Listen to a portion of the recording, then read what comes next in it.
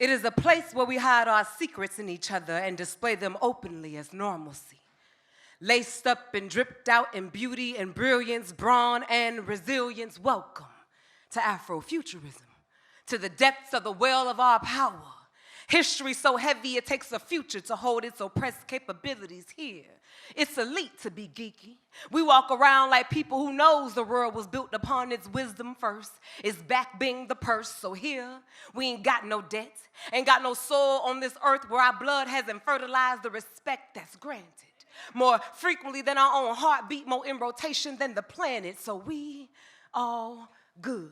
Experiencing reality unperpetrated by wolves under hoods in our hood.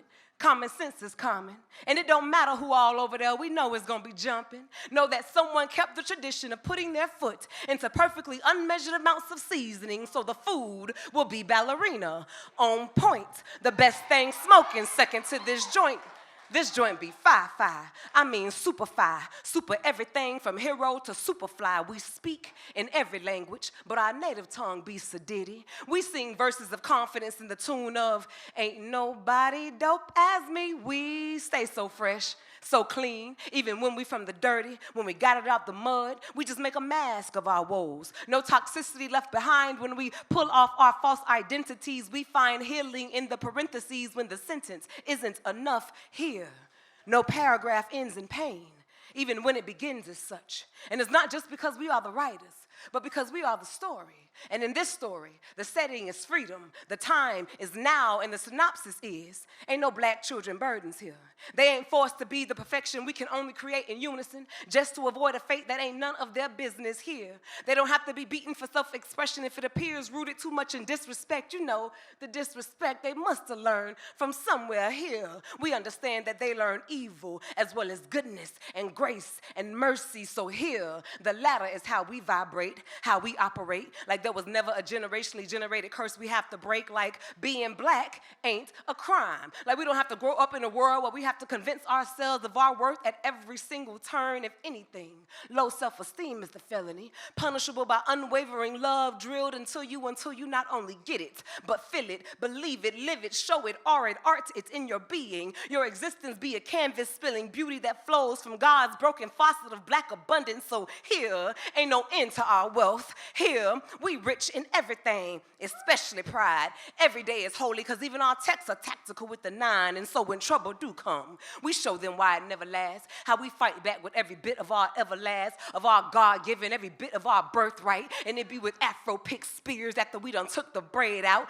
Now our afros be the bomb, blowing bandits away with a single fluff, rocking heads rough and stuff with our Afro puffs. And then at the end of each sunset, after all order is swiftly restored, we will play our national anthem at our Afrofuturistic block party with every window unit speaker blasting in unison. Today was a good day. Today was a good day. Today was a good day. And then by dawn, you will see Afrofuturism's growth by the way it begins to step into its reality.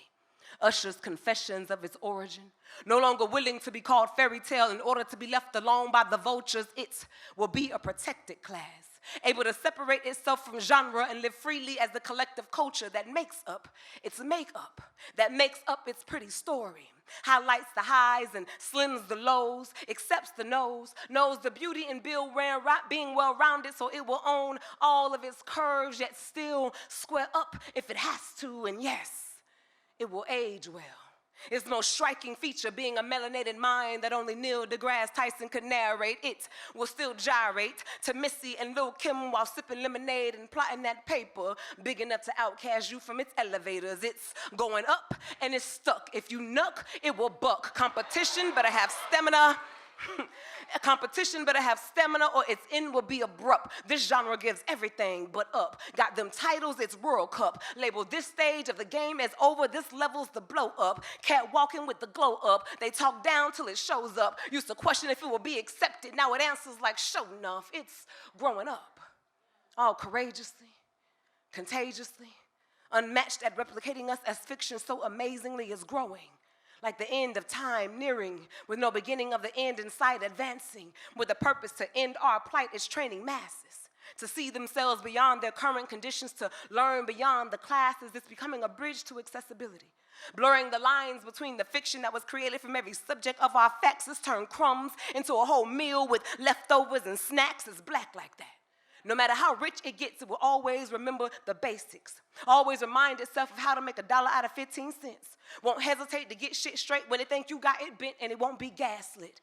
Into allowing you to call the protection of its jewels gatekeeping. This is safekeeping. All do-rag and bonnet protected because black culture be the bullies out front, guarding the perimeter so we can keep on keeping on, grow on in peace, grow like finally, grow like we know, like we know, like we know. There is nothing to hold us back. Afrofuturism grows. Blickety, blickety, blickety, blickety, blickety, blickety, black. Like that. I'm Jess Mahogany. Thank y'all.